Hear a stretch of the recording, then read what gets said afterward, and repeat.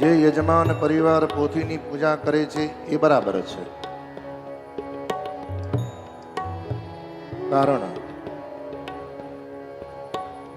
કથા મંડપમાં પ્રવેશ કરો ત્યારે નારદજી તમારી હાજરી પૂરે છે.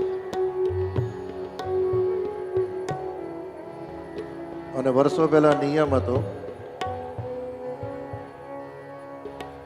કે સ્કૂલની અંદર પણ અમુક દિવસની હાજરી ના હોય તો વિદ્યાર્થીના વાલીને બોલાવવામાં આવે, અને વાલીનું વર્તન યોગ્ય ના હોય તો વિદ્યાર્થી કદાચ નપાસે થાય.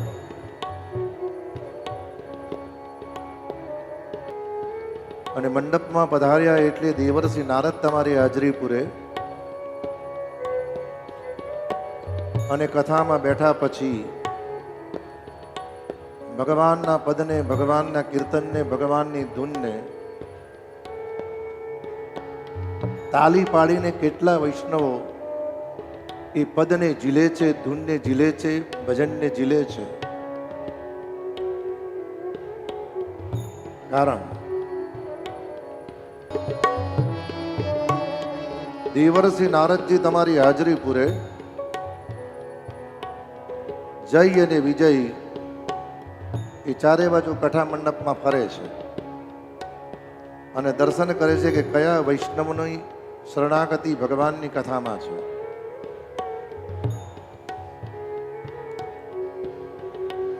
અમુક વૈષ્ણવ કથા સાંભળવા આવે છે, અમુક વૈષ્ણવ કથા જોવા આવે છે, અમુક વૈષ્ણવે ભાગવતની પોથી બિરાજમાન કરી હોય એટલે પિતૃ રાજી થાય એના માટે પૂજન કરવા આવે છે.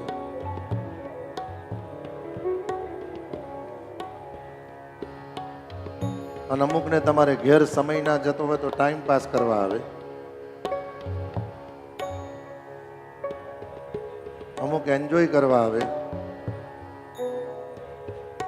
અને અમુક ભગવત શરણાગતિ પ્રાપ્ત કરી. કારણ કે બે પ્રકારના શ્રોતા હોય છે. એક શ્રોતા પહેલે દિવસથી જ મનમાં સંકલ્પ કરે છે કે જો આ ભાગવતની કથા સાંભળું અને કથા પૂરી થઈ ગયા પછી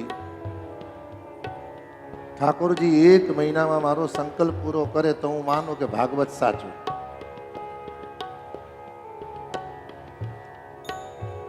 અને એક શ્રોતા એવા છે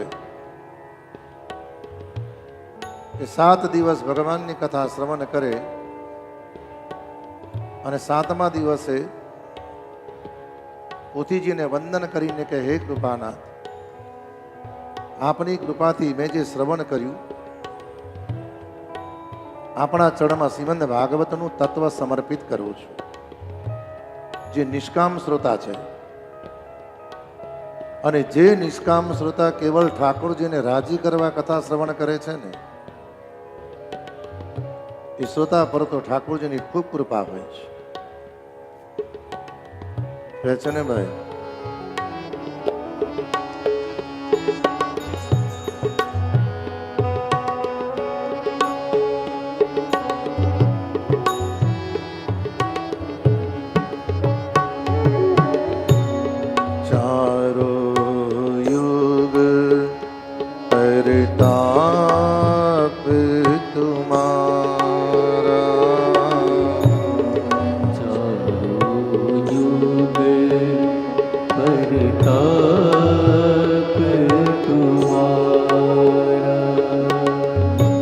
હનુમાનજી સતયુગમાં પણ હતા, જે હનુમાનજી ત્રેતા યુગમાં પણ હતા,